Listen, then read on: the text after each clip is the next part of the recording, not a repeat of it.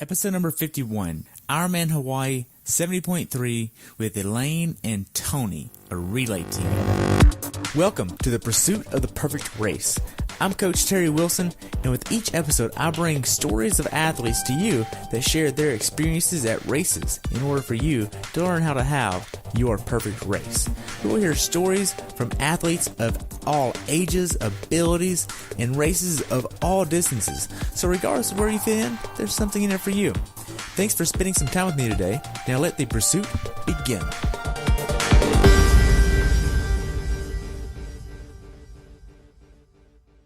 Hello everyone and welcome back to the Pursuit of the Perfect Race. Today I have the pleasure of talking with my friends Elaine and Tony about their recent race at IRONMAN Hawaii 70.3.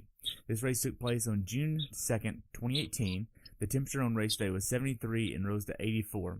This was their first time doing this race as a relay at the Hawaii 70.3. Elaine has done this race 6 or 7 times so far, and this was Tony's first time doing the 70.3 in Hawaii. Welcome to the show. I look forward to hearing about y'all's race. Thank you. Hello. Good morning. So Aloha. Exactly. So what made y'all want to do this race?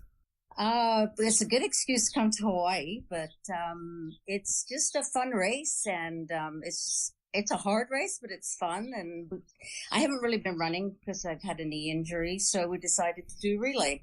Nice. How was y'all's training going into this race?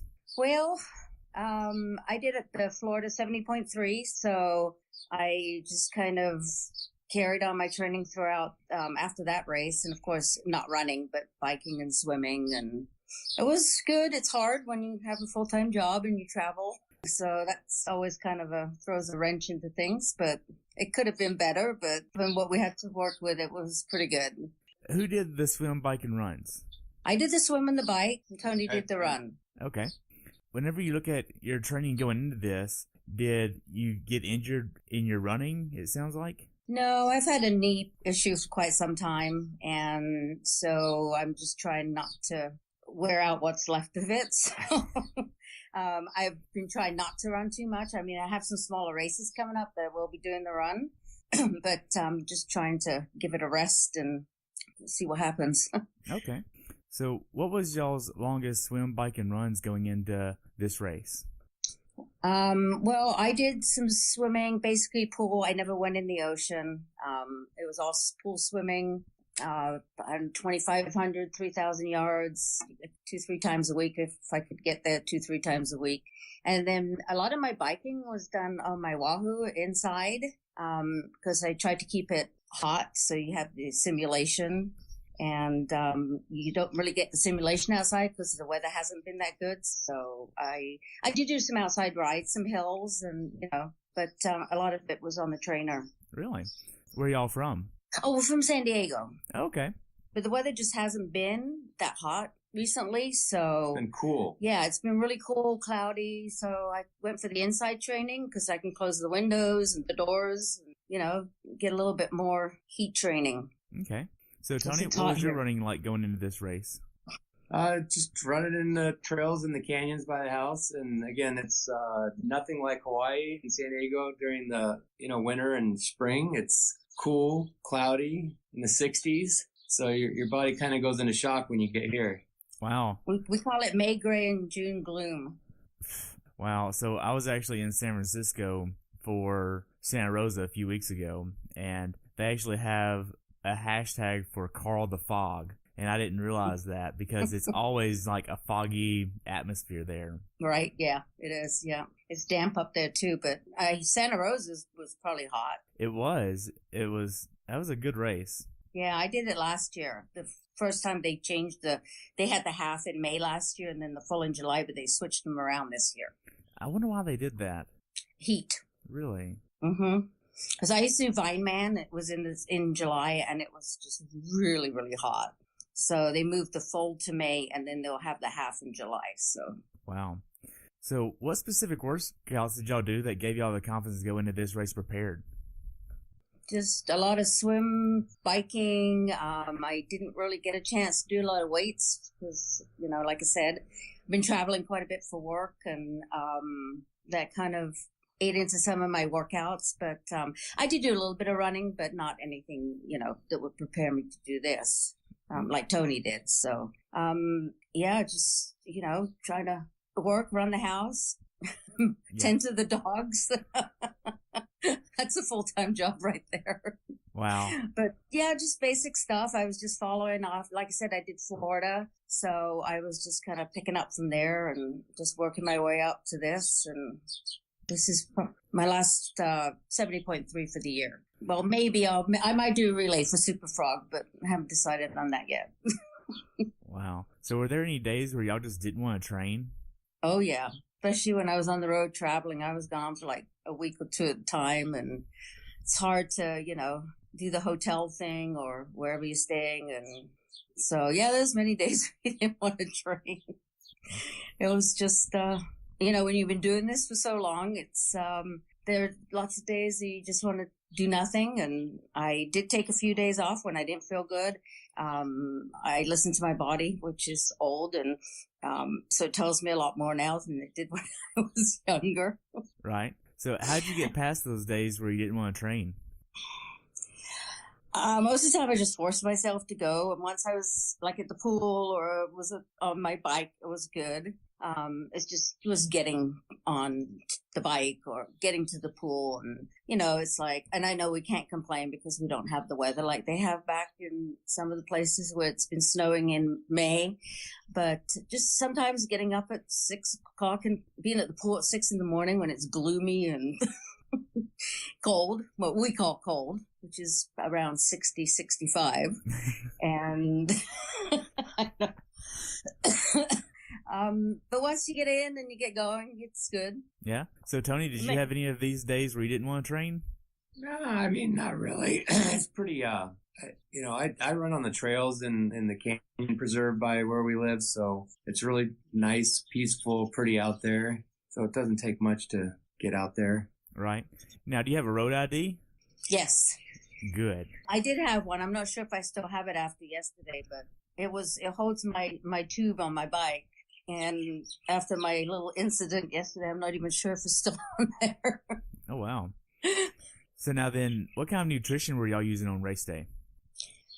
Well, I kind of go backwards and forwards I've been trying some different stuff. I've used the F2C and, yesterday I kind of went a different route and I think it worked a little bit better for, stomach wise. I used some, what were those blocks? That they gave us? Cliff blocks? The Cliff blocks. And they had a salted watermelon. And I did do some, 2 bottles of nutrition, the F2C, and then I put, some salt in there. And, I drank one of them, but I tended to take more water and Gatorade from the aid stations than I have before. I never, usually ever drank the Gatorade at the aid stations. So I had a front drink holder on, which I was originally just going to put water in. And I ended up putting Gatorade in there with water, and I was fine. I didn't have the stomach issues I've had before. So, Oh, that's good. Yeah. I think sometimes too much of that stuff is not good. Right. So whenever you're not training or racing or traveling, what are you doing? Well, we have 2 dogs. So we spend a lot of time with the dogs. We like to go wine tasting, travel. We like to travel. What else are we doing? Cleaning the house, working, which is the number one. Tony works like, I don't know, probably 80 hours a week. Oh, wow. That's crazy.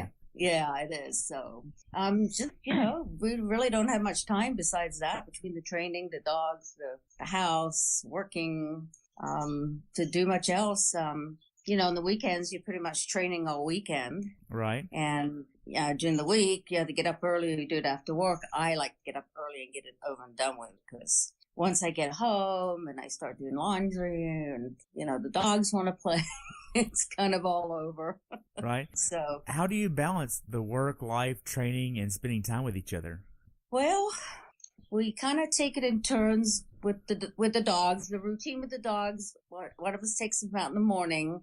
I have a dog walker that comes in at lunch and takes one of them out. Our other dog goes to camp 2 days a week, and Tony drops. And I run with the older one. And then he runs with the older one. The puppy's not old enough to run yet.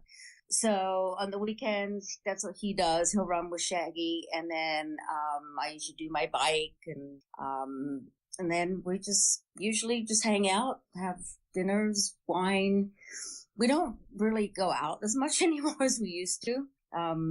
Mainly because, there's not really that great selection where we are. And it's always, if we go downtown, we're going to take an Uber, and because we don't drink and drive. And so we'll just stay home a lot more than what we used to and just hang out, watch TV, have friends over, or basically that's about it. Okay. Don't get us wrong, we do go out quite a bit, but not as much as we used to. So, and we cook dinners and just kind of hang out on our patio with the dogs and drink wine. That's awesome. So now then, moving on a little bit more about the race, what did y'all's taper look like going into this race? Did y'all taper at all, or did y'all just train right through it? I tapered last week. I didn't do much of anything. I think I did a spin and maybe a swim and then a short ride when I got here. And I didn't get a chance to go into the ocean because by the time we got here and got everything unpacked, it was actually really super, super windy on Thursday. I mean, you literally could not walk across the parking lot without getting blown. I mean, it was really windy, and I was just like, I said my little prayer to Madame Pelé, and she was very nice, and she gave us some nice calm winds yesterday.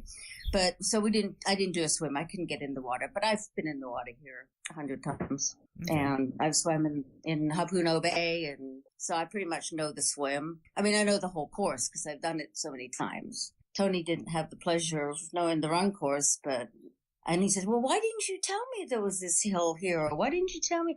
I'm like, no, because you can go out there and find out for yourself. And then when the race is over what I'm talking about when I say it was so hard. Exactly. Yeah, so when did y'all actually start traveling to the race? I'm sorry? When did y'all actually start traveling to the race? Thursday. Oh, we left Thursday morning from San Diego. We flew out around 10 and we got here about 1 o'clock their Hawaii time. And we pretty much just do our ritual. We actually did stop at a new brewery for a quick beer. And then we went and did the Costco run and came home and unloaded all the stuff. And that was pretty much, and then where we stay, they have a really nice little restaurant right on the ocean. So we just ate here on Thursday night. And that was pretty much Thursday was kind of eaten up by travel. Wow. Okay. So now y'all got an Airbnb, it sounds like? We actually have a condo we rent from the same lady every year, and it's gorgeous. It's like right on the ocean, and it's got a We're looking at the ocean right now from here. Super cool, and right that way. Wow, that's awesome. Yeah, so it's really, really nice. We really enjoy it here, and we'll be here till Saturday. We take our vacation on the backside. I made the mistake at Kona coming before, because I wanted to get acclimated, and then my whole week was kind of, running around doing Kona stuff, and then we left 2 days after, so we don't do that anymore. Wow. But it was different with Kona, so, that's a whole different thing. Right. So whenever you got there and you got your bike there, did you have a bike case that you used, or did you check your bike a certain way to get your bike there? How was that? No, I take my bike with me. I have one of those Scion. Is that how you pronounce it? Those Scion cases that you just put your bike in. And the only thing you take off are your pedals and the wheels. Okay. And the wheels pack in the side, and it just rolls along. It's a great case. Wow. It's awesome. Is that soft or hard? It's soft case, and basically the bike just sits in it like you put the front skewer through the metal part of the case, and the back one, it has a clamp that goes over the derailleur, and then you just zip it up with all the padding, and away you go. Wow. And you haven't ever had any issues with the soft case? No, never.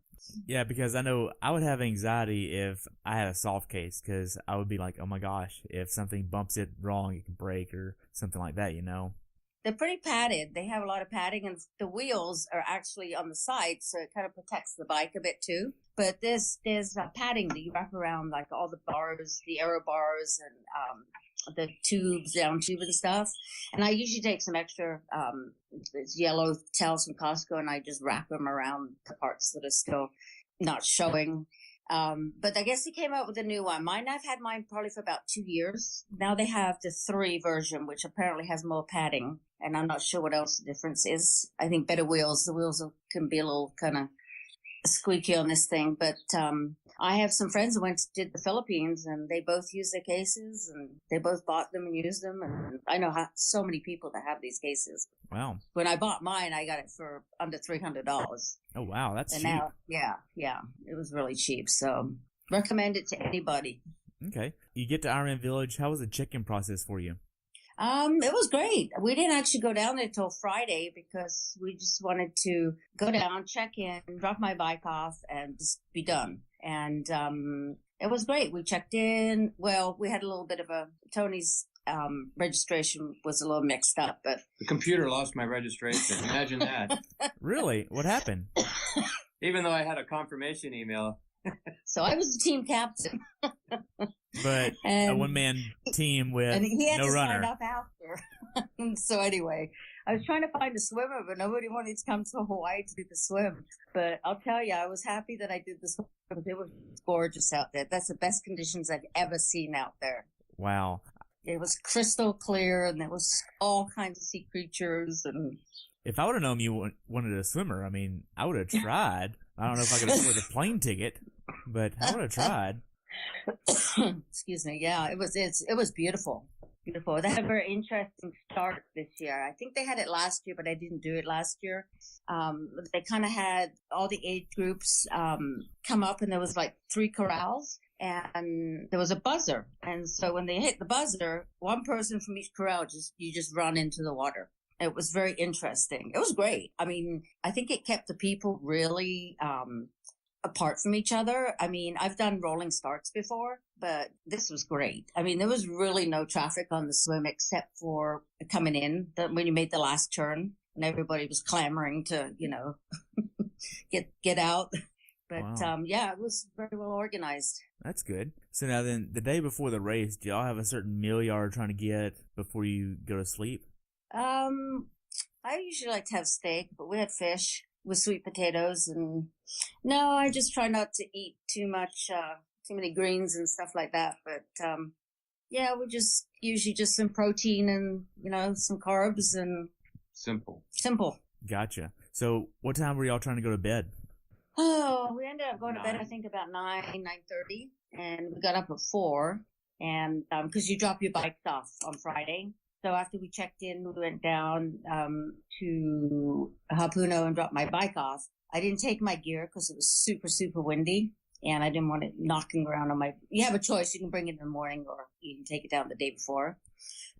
So I just dropped my bike off and came back and started getting our stuff ready and had our dinner and just tried to get to bed. I'm not used to going to bed so early. Right. What kind of bike are you using? I have the Argon 18, the E18. Okay. You like it? Love it. Great bike. First time I've ever been able to stay in aero that long on this course. Wow. What kind of wheels do you have? I have the Reynolds Strike. Yeah. And I love them, but I had a little issue yesterday with my wheel. During the race or before the race? Yeah, during the race, yeah. I hit a rock and I flatted on the bike at mile 16. And I didn't have the tube with the extender on it because I stuck the one in there for the other wheel. Anyway, long story short, I just pretty much had to sit there on the side of the road until tech support came. And they came, I probably waited about 15, 20 minutes. They didn't have the right tube either. And so they just gave me one of their wheels. And they took my wheel and off I went. But I don't think the wheel was the same as mine because when I shifted into easier gear, the chain fell between the cassette and my bike. So I had to keep stopping fixing that. And then somebody came along and he said, "Here, you hold the bike, I'll do this." And we finally got it fixed. So. Oh, wow. That's crazy. Yeah. So I lost quite a bit of time on the bike, but you know what? All is good. Yeah, the bike's, it was a great bike. I really loved it because I've never had that much aero time on a bike ever before. Wow. Is this your first race on the bike? I did Florida on it, but I'd only had it I think I'd ridden it maybe twice. So this was probably my second race on it. The third. I did a short sprint in San Diego, but yeah, I love it. I love it. I had a Diamond before, and it was just too big and too heavy. Okay. Now this then, thing is So what's your race day morning ritual once you wake up? What's that look like?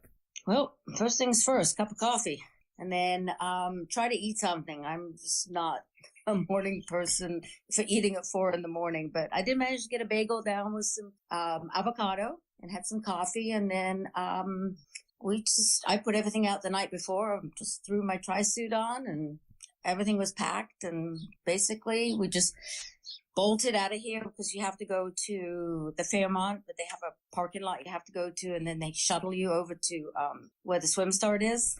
So, but that went really smooth. I was there at like, 20 to 6. Just put my stuff on my bike, and we just hung out, and that was pretty much about it. Okay. So how much PSI are you riding on? Yeah, 100. Okay. The day before, when you drop your bike off, are you letting pressure out of your wheels? No, because it wasn't that hot. Okay. It was cloudy when we dropped the bikes off. And like when I did Coda, we took them down to like 90 pounds, but we didn't. It wasn't necessary. I think a lot of people had theirs at 110, and I know somebody who said he got to transition, he had a flat. Yeah, we just did it 100. Okay. It worked. Good. In between the time that you drop the bike off and the swim starts, what are you doing during that time? Waiting in line for the porta potty.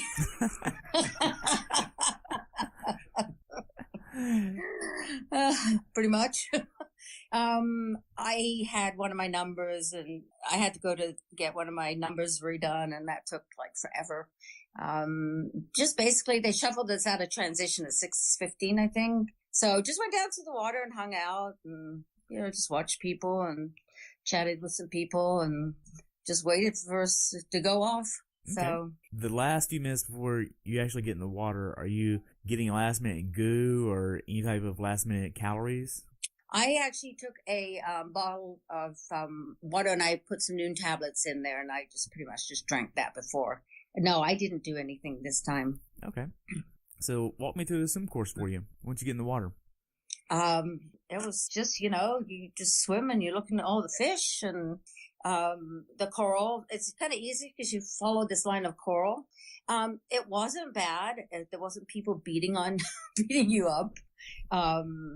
It was really spread out. It was spread out. It was really, really good because I've done this before and it's never been this easy. People are usually crawling all over you, and as they actually sent the males off first, some of the males, and then behind us, it was the 54 males. And usually when that happens, because they usually send them after the females, it's like chaotic because, they're like, they want to get done like pronto. And but there was none of that. It was great. The only time I encountered a couple of people, there's certain people that can't swim in a straight line. So you give them a little nudge and tell them to get out of your way. But no, I mean, this is going to be one of the most civilized swims I think I've ever done. Wow. So now I got a little congested when we made the last turn, the last buoy. There was a lot of people because, trust me, I am not a fast swimmer, but there are a lot of people out there that can't swim at all. And so I was passing a lot of people. And then so I caught up to a few of the waves that had gone off before. And it was just, everybody wanted to get out. And you couldn't really see because the sun's blazing in your eyes. So it's kind of hard to see the arch, but that was great. It was great. Okay. Did you use a speed suit for this? I did. I had my Blue 70 speed suit that I've had for quite some time. Okay. But yeah, the speed suit helped. I didn't see a lot of people wearing speed suits, but I think it helps because my tri-suit's a little bit big and I didn't want the water dragging, me down. Right. But did you use tinted or clear goggles for this race? I actually used, they're tinted, but not really dark. They're, just like a smoky gray. And, when we made the turn, we had the, sun in our eyes, but I knew that. And it was actually kind of overcast when we started. The sun hadn't really come out. But it was fine. It wasn't as bad as it has been in past years where the sun's been just like horrible. So yeah, I was fine. Okay. So you get out of the water. Walk me through your T1. Well, you run up through some sand and then you run up this hill And the showers at the top, I had left, and it's some of it's actually got like the grass stuff on it. And everybody usually jumps under the shower to rinse the salt off. And then you just run up a little further. And I had left my flip-flops up there. I picked up my flip-flops and just ran all the way. I was at the very top of the transition. So I was close to the bike out, but I was a long way from the water from when I got out. So I would probably say it was what? It's a bit of a hike. Yeah, and it's all uphill. So. It's all uphill. And then, I just put my shoes on and got on my bike, and off I went. They didn't drop me this year. They push you. There's a hill where you get on the bike, and they have volunteers that you clip in, and they just give you a push up the hill because it's hard to get up there. And last year, I had somebody who was training a volunteer on race day, and they dropped me, and I fell off my bike. Wow. Yeah, so it was really nice this year. They didn't drop me. So you are putting your shoes on in transition versus having them already on the bike. Yeah, I don't do I actually wore road shoes. You can't do that at this race because it's like a standing start straight uphill. So there's absolutely no point to doing that. Oh, wow. I guess if you're a pro. I don't even know if there's no pros. No pros here. So it's literally, there's no benefit to it because you literally have to have someone give you a push to get up that hill you just can't do it. Wow. Just by flipping in. Yeah, it's a pretty steep little hill that they send you up. So have you ever done Vineman? When it was Vineman was before it was Santa Rosa? So they have a similar, but the hill there is like maybe a third of what the hill is on the road where they push you up. Oh, wow. And some people run up it. I mean, I thought about it after last year, but I just made it very clear to the volunteer, do not push me until I tell you. And it was great. There was just one guy. He did a great job. So definitely have your bike in an easy gear here. Oh, yeah, definitely. Easy gear on yes. Okay. Yeah, I made sure I did that on Saturday when I dropped my bike off. Okay. Are you wearing socks for this race? I did not wear any socks, no. Okay. I'm not much for socks on the bike. If I would have done the run, obviously I would have worn socks. But no, I did not wear socks. Okay. Did you put like baby powder in your shoes to kind of help dry the moisture or anything? No, I just put my feet in there and off I went. Okay. They're road shoes, so they're a little bit more, I guess I want to say maybe a little bit more snug so that you don't have like the rubbing backwards and forwards. Some of my tri shoes, I wear socks with them sometimes because they're a little bit more room in them. So, but no, I usually don't ride with socks. Okay. Now, do you have a certain strategy for the bike ride that you wanted to execute? Yeah, go as fast as I could. Just, try and make it through. I know where the wind cuts through and just try and, get up there as quick as possible and stay in the arrow as much as possible because, the wind it comes out of it gusts through these little, through the lava fields, and you don't really know if you've never done the course before where it gets really windy. And when you start to climb up to Hobby, it's not that bad. But the minute you get, I think, 1 or 2 miles up the road is where the wind starts howling. And this race doesn't actually go into the town of Hobby. The Ironman goes up into the town, and it's super, super windy up there. I think we turn around probably about 2 miles from the town. And so coming down actually was, you can have a headwind coming down, but it was actually pretty good this year. The winds are really, they behaved themselves, even though there were a lot of people that got blown off their bikes. Really? Oh, yeah. Well, people don't know how to ride in the winds here. And, I saw people on the side of the road, and usually it's because they've probably been blown off their bike by the wind. Wow. It was that strong? It was strong in certain places. And like I said, if you're not used to riding in this wind, like I talked to a bunch of people that this was their first half Ironman. Wow. And I'm like, oh, that could be a little tricky out there. But, if they trained somewhere where there was a lot of wind, they would probably be fine.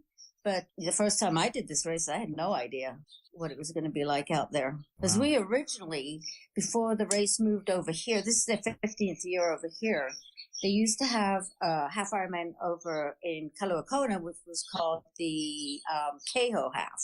And so we did that like 3 times, and then they moved it over to here, and it became an Olympic. And then the year after, they turned it into the 70.3. So I've pretty much ridden all over the island, and so we know where all the winds and what's what. Like out by the airport, it just gets horrendous out there. The Really? winds. Oh yeah.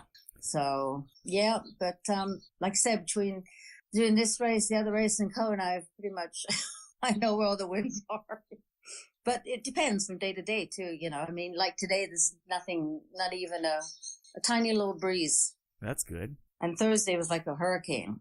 So, yeah. Wow. Once you actually get going on the bike, are you trying to hit a certain cadence, a certain power number? What's that look like for you? Well, I was trying to keep my power to what my coach had given me, but yeah, it was just hard sometimes, especially, when you're flying down those hills, when you're actually, and there was actually some tailwinds going up. It felt like, I felt like I was going really fast until I hit the winds up in Harvey, but just trying to, stay on top of it, go as fast as I can. Gotcha. So who's your coach? It's Mike Plum from San Diego. He's been my coach for a couple of years. Yeah. And so I haven't even looked at my watch. All I know is I will never get back my 20, 30 minutes I lost. But that's okay. We had fun. Right. So. Did you use an aero helmet for this race? No, I just bought one of the new, the Giro, I can't remember what the new ones are called. I had the old, with the shield, but they redesigned the whole helmet, and it's actually super. It didn't have the little tail thing in the back. I have like 2 aero helmets, and I really don't like them. But this thing was great. Awesome. Had the big shield, bigger than the one I have on mine. So it really kept out a lot of the wind and stuff on your face. That's good. Mm-hmm. Did you have a certain number of calories you were trying to hit per hour on the bike? Yeah, I was trying to hit 200 calories an hour on the bike, but yeah, it was just hard. Sometimes with the wind too, it's like take your hands off I have 2 drink holders in the back and 1 in the front, and sometimes you had to be very strategic as to where you took your drinks out and had a drink because of the winds. So you had to make sure you were kind of in a protected area. That's why I went with the Gatorade and the stuff that was at the aid station. I had the blocks in my bento box, and I had salt in there, and I felt fine with the nutrition I had. So might have to be changing my strategy. Right. Are you using a X-Lab torpedo system? It's an X-Lab. It's not the torpedo. I had a torpedo. They broke it when they dropped me last year. They broke my thing off from my Garmin. And so basically it's an X-Lab, and it just sits on top, and it's got the watch, and then the bottle just slides in. It's not like the torpedo where it sits on the mount. And so I jimmy rigged it with a bunch of twist ties, and it worked great. Wow. Because it was kind of flopping around. And so I just got a bunch of those black zip tie things, and it's great. It didn't move. I actually had an issue with my X-Lab at Galveston this year. I lost a bolt, and it just went all cattywomper during the race, and I reached out to X-Lab, and they sent me the repair kit for it basically for free. Their customer service is just phenomenal. Oh, so that's good. You might want to just reach out to them, see if they can help you out, and they'll work with you and just send it to you. Yeah, I really need to get a new bottle. My bottle leaks, the one I have on there. It's actually a speed fill bottle, but it fits into so I'm going to definitely have to look into a new bottle for my next longer race. So, but that's good to know. Right. How was the quality of the road for this course? Roads are great. You get pieces of lava rocks on the roads a little bit, but the roads are fantastic. There's not really any rough road. The one thing they do have are those rumble strip things, and there's very little space in between all of them. So if you're trying to pass somebody, everybody thinks that they should be riding on the left. And so basically, most of the time I would just go out onto the road to pass people. So you just got to be a little careful. You got to have good bike handling skills to, maneuver through those things, because you hit those things hard and you're going to go over your bike. Oh, wow. Yeah. It's, so yeah, just a lot of yelling on your left. Did you see a lot of officials out there on the course? You know what? I already saw 3 officials, and they were circling backwards and forwards. There was 3 motorcycles out there, and with 3 officials. And did I see a penalty tent? There was one penalty tent, I think, after we made the turnaround at Harvey. But I did see them give a guy in front of me who I told him he could not ride on the left, and he kept continuing riding on the left. I think they gave him a warning, but I never actually saw anybody get. There was nobody in the penalty box, so Okay. yeah. I mean, it was well manned. I think that the tech support could have been out there a little bit more. After they've helped me, I noticed them everywhere, but I was probably their first customer of the day. Right. Did you see any of local law enforcement during the race? Oh yeah, they're everywhere. They man all the intersections. They're great. They do a wonderful job. That's good. Yeah. So the last few miles of the bike ride, are you doing anything to kind of get ready to get off the bike? Just trying to get. So when you come in, you make the turn to go back to the Fairmont. They give you a lane that's maybe, I don't know, 3 foot wide, and that's basically what you have. And so, yeah, I'm trying to pass people that are just kind of, I want to get in there as fast as I can, right? So just trying to pass people on that tiny little, and you can pick up some huge speed there because of the winds. And so, no, just, I've came in and dismounted and then racked my bike. And then I actually ran down to where he was, the relay pen, with my helmet and my bike shoes on. So, we kept the transition down to pretty minimal. No, just get in as fast as you can and get him tagged off. And I was kind of a little upset because I didn't know if I was going to get my bike fixed. And I'm like, oh no, he's first time doing the relay and I'm not going to finish the bike. Gosh. Yeah, but. So while you're on the swim and the bike, Tony, what are you doing? I'm lounging at the Fairmont.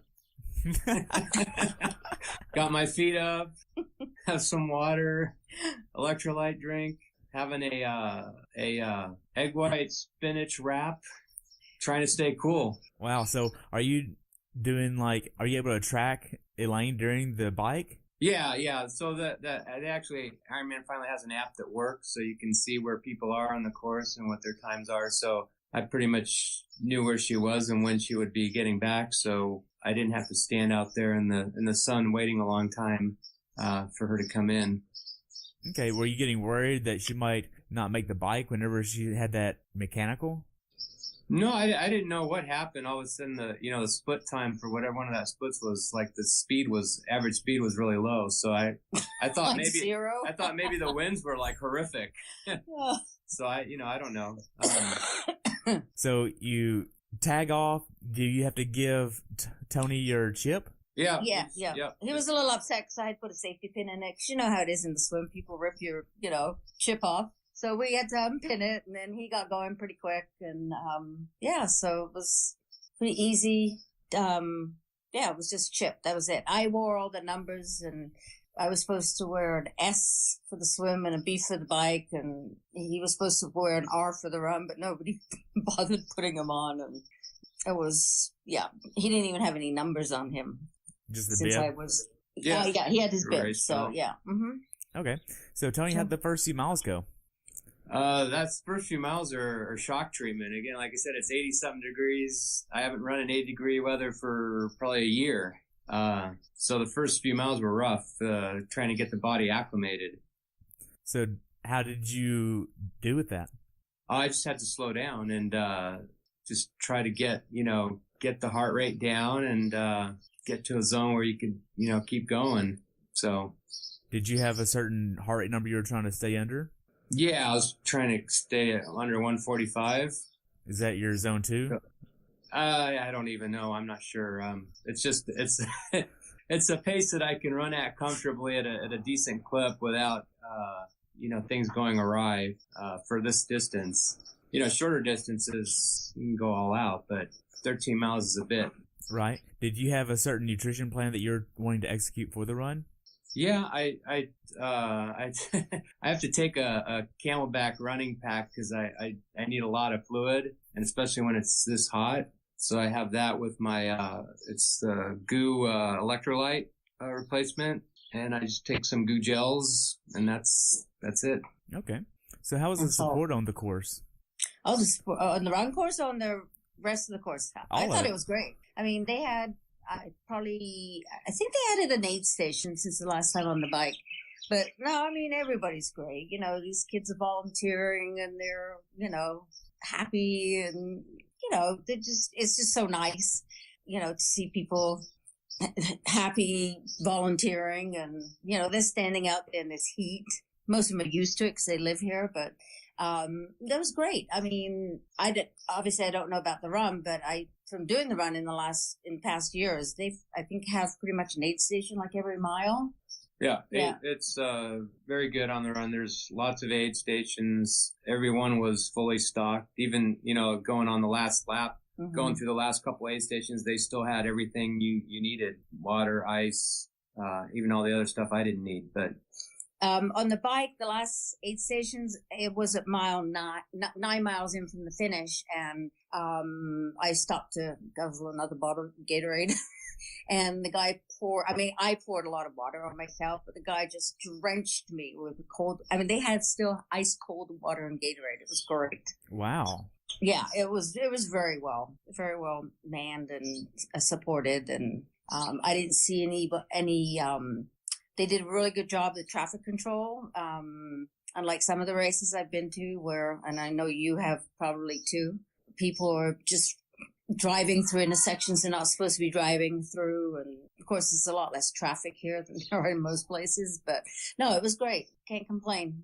Everything was excellent. They have afterwards you get 3 beers and a burger, and they have a wonderful band play, and the Hawaiian dancers, and they do there's a whole show. It's awesome. Great. Yeah. Now, Tony, did you have any cramping on the run or any GI issues? No, maybe a little GI. I mean, I had to take a bunch of salt tablets and more than I normally would want to.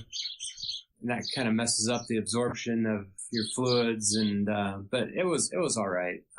It got cloudy on the second lap, so that helped out a lot. So you don't have that sun beating down on you. Were there any hills on the rough?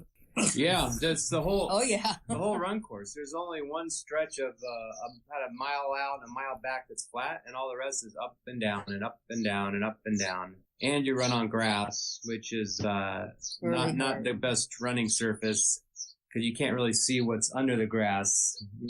It's I run on trails, and you can see where you're going to plant your feet. What it looks like. You have really no idea what it looks like underneath the grass until you put your foot down. Okay. So could they mow the grass a little bit shorter, and would that help? Well, so the run course meanders through the golf course, and some are on the fairways, which are cut tight and smooth, and that's fine. But then a lot of the running is in the rough too, and that's all sort of sideways and this way and that way and not smooth, and it's just, it's just not something I'm not used to doing. So running in that kind of grass. Okay. So mentally, how hard was the run for you? It was just trying to deal with the heat and go as hard as you can without blowing up. So it's just the fine line there. Right. How were the final few miles of the run for you? They were okay. Actually, like I said, the second loop was a little easier because the clouds came in. So I think my second lap was probably a bit faster than my first one. Really? I don't know. I have to check my times. I mean, I might have slowed down just because I was starting to get tired, but I felt better just because the sun was gone. So. Okay, so the last 800 yards of the finish, I know it's all on grass because I've seen the pictures there. How was that? It's fine. I mean, again, you're running almost the whole day on grass, golf cart trails, which are crooked up and down, and so the finish is just like the rest of the race.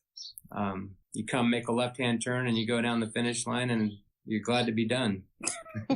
So how was the grass as far as, did it absorb the heat? Did it reflect the heat? How was the heat on the grass? It was hotter on the grass, I thought. It just, it kind of feels like a swampy, humid. You can feel the humidity coming up from under you. Yeah, and the mile out and back that's on a road on asphalt that through the lava fields, that was the coolest part of the run, because it wasn't the sun had kind of gone away by then, so it wasn't. I don't think the asphalt had gotten too hot, and there's a breeze going through the lava field there where you don't get that breeze throughout the golf course because it's all protected by condos and hill, so you don't get that much of a breeze through there. all the parts. But the best part on the run is, I don't know how many, maybe a half mile up before you finish, before you get to see all the goats. Yeah, they're everywhere. There's goats all over the golf course. It's absolutely hysterical. Goats? This is like the last part. Yeah, goats. Goats. Why do they have goats?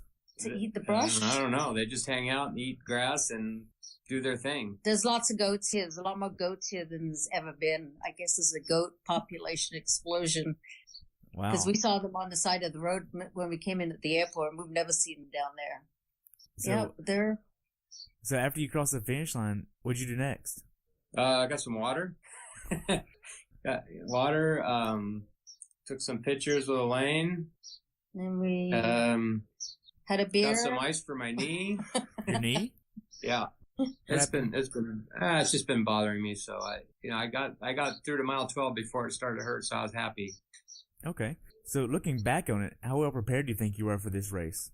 Oh, I could have prepared better for sure. But again, the biggest preparation for me is the heat, and it's not, now that it's getting warmer in San Diego, you can run in the heat, you kind of get acclimated to it. But, in January, February, March, April, all the way out through to June, it's just, you can't get prepared for this. And at least for me, no matter how well trained you are, if you haven't been running in this kind of heat, it's a serious shock to the system. And it's the humidity too. It's not so when I trained for Kona, we went out to Borrego Springs, which is a desert, and it was like 105 degrees. So I rode in this 105 degrees, but there was no humidity. So it's very hard unless you live back in wherever it's humid, like Syracuse and all those places.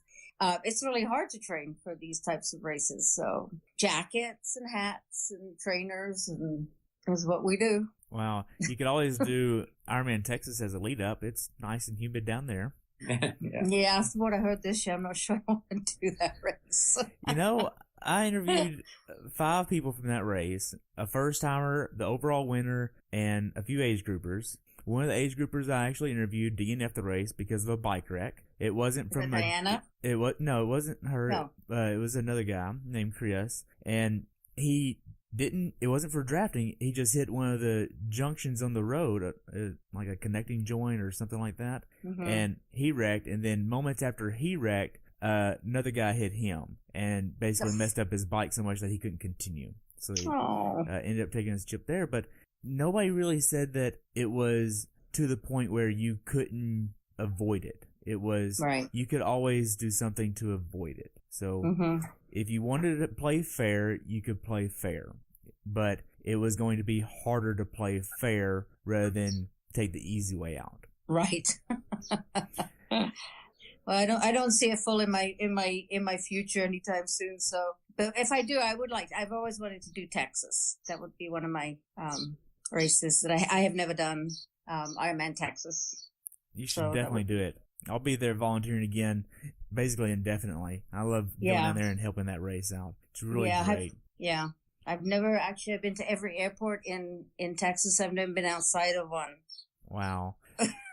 So if you could change one thing about your race, what would you change? Not getting a flat.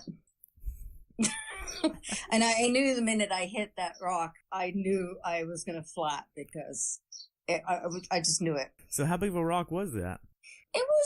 It was sharp. It was not that big. It was maybe I don't know. A quarter?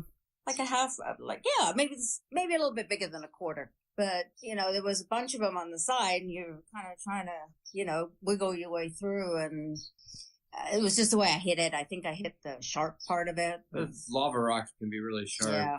Okay. And I've never, ever, ever had a flat in any race I've done. Out of 15 Ironmans and all the other races, I've never had a flat on the bike.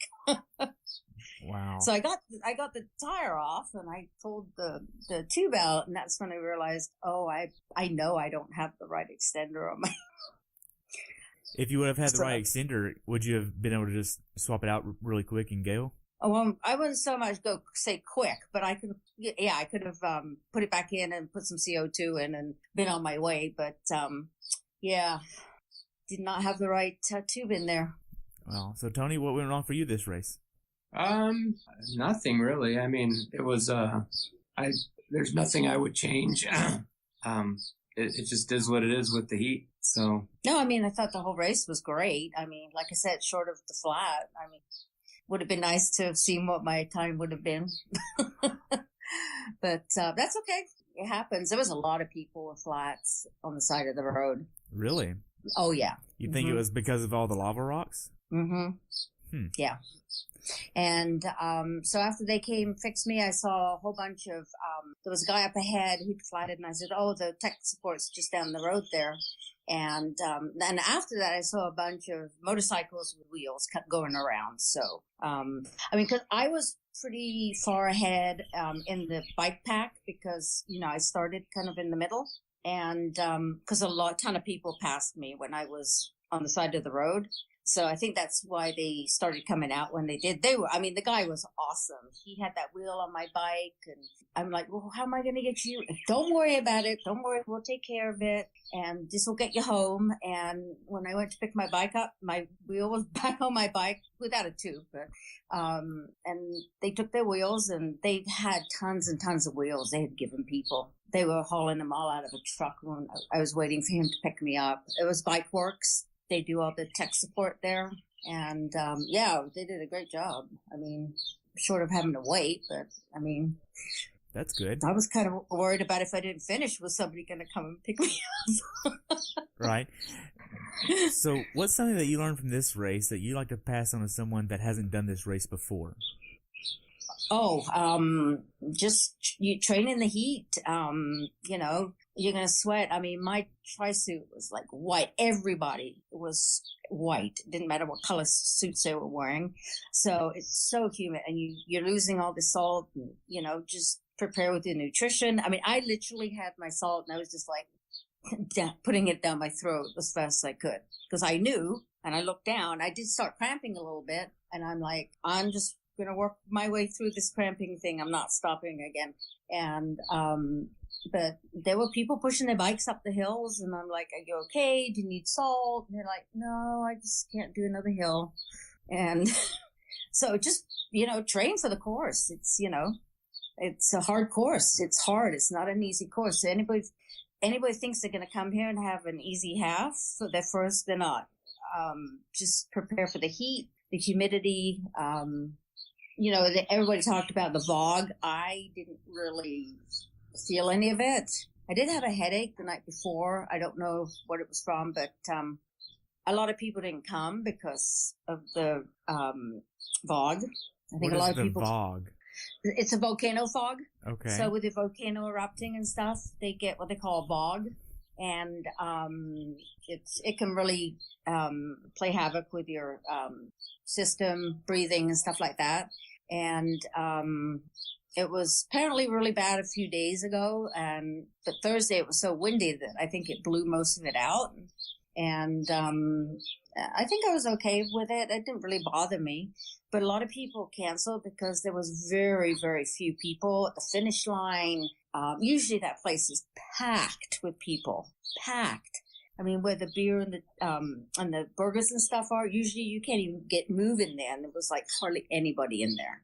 So even when Tony was waiting for me, he said there was like hardly any spectators this year. Wow. And during the swim. So I think the athletes probably came, but friends and family didn't. Yeah. I actually had some friends that deferred to a different race because they didn't want to come and do it. Do you think that made the competition at this race a little bit easier? No, I think all the athletes came. It was just all their friends and family didn't come because they were freaking out about the volcano, which isn't even a problem. And I heard that the airlines were offering to refund people, and I heard all kinds of different stories, but I'm like, I'm coming. Okay. So it's great. It's beautiful out, and we still have, we leave Saturday, so we still have all week. Great. So how could Ironman have made your race experience better? I don't think they could have. I mean, I think this race, I've done it so many times. I definitely think this year, I mean, there was nothing. It was. Yeah, it's extremely well run, and you're racing in Hawaii. I mean, what more could you want, right? No, I think it was fantastic. The check-in, they had a huge, it was the 40th year. They had this huge board. Everybody signed, their names and whatever. And, they had a cute photo booth and, yeah. I ran into Mike Riley. I know him really well and had a picture taken with him. And then actually, I did see him on my bike out. He was standing right there. So, yeah, it was great. Great. Lots of fun things. Now, do you think they would be able to actually sweep the bike course with like a street sweeper? I don't know. Because it seems like with all the flats there, that might be an improvement they could do. Well, I don't think there's any bike course really that doesn't have some type of debris on it. I mean, every race I've done has been some type, whether it's in an intersection or, I mean, I really don't know. I guess the wind must blow it across there's people on the rocks all the time climbing and breaking the lava, which you're not supposed to be doing. I'm sure that's how a lot of the stuff gets on the road. I really don't know how it gets there because, I mean, there's kind of some brush between the lava field and and the road. So, I don't know. Every Ironman, I always see people on the side of the road. Okay. Well, it just wasn't me. Well, we covered a lot. Do y'all have anything else y'all like to mention about the race? No, just great job. And, hopefully we'll be back next year and, hopefully people will start coming back to the island because, the best thing they can do to support these people is tourism. And if people are not coming, then they're going to suffer even more. And, I know Ironman Foundation has, they're raising money for the people of the Blossom homes over by the volcano. And, yeah, just come back, people. Great. So how can athletes follow you? They can follow me on Facebook. I didn't really post a lot yesterday, but I will be making some race reports, on, Twitter and, I'll try and put some pictures up on Instagram and, I'm mostly Facebook. Okay. Yeah. And through BSR, I'll post on their page and I'll post on my personal page and on my dog's page and my work page.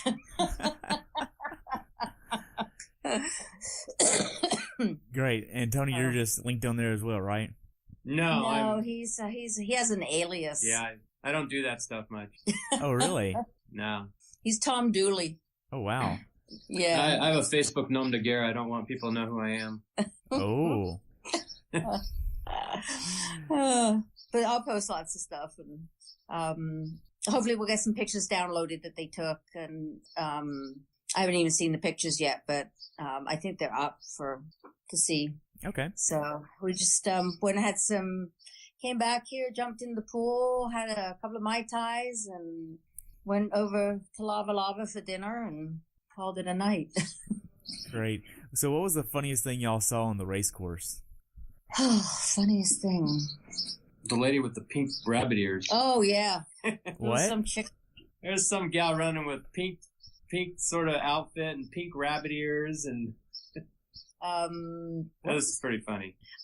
I mean, it's not funny, but I mean, I think the most, not amusing either, but people walking on the bike course was pretty much I didn't see anything really odd on the bike course. Just a lot of people walking the hills with their bikes, and I offered to help them, but apparently they were just tired and didn't want to. There's a really steep. It's really deceiving when you come down from Harvey and you make the left turn before you go back to the Queen K, and it's pretty steep and it's really there's no air in there. It gets really really hot and it's tough. And as soon as you finally get up the hill, you make the right onto the Queen K, you can. You get a little bit of breeze back, but I understand why people walk that area there because it is really, really hard. But as long as they finished, I hope they all finished. I know there were some people that didn't finish the bike course, but I'm not sure how many people didn't make the time cutoff. So okay, well, I only have one question left, and that's what's your definition of a perfect race? Finishing first in your age group. which is not in my, just, have fun, good weather, good road conditions, just, camaraderie with other racers. And, when you are doing the run, you get to talk to people, not so much on the bike because you get a penalty, but, it's just having fun. For me, it's all about fun. It's not about, winning my age group or, it's just having good conditions and fun. Great. What about you, Tony? Just finishing the race and knowing that you went as fast as you could, and you couldn't have done it any faster. So that's great. I just want to thank y'all both for your time. I've enjoyed hearing about y'all's race at Hawaii. You're welcome. Hope y'all enjoyed the rest of your stay there at Hawaii. And I look forward to following y'all in the future. Okay, thanks a lot. You're welcome. Y'all have a good day, okay? Bye. Thanks for tuning in today. I hope you were able to learn something from today's episode. If you enjoyed the show, please take a minute to leave a review on iTunes or share it with a friend. Be sure to subscribe so you never miss an episode. If you'd like to see pictures from this athlete's race, learn more about who I am, what I'm doing, or be on the show yourself to share your story, check out my website at CoachTerryWilson.com. Until next time, continue the pursuit.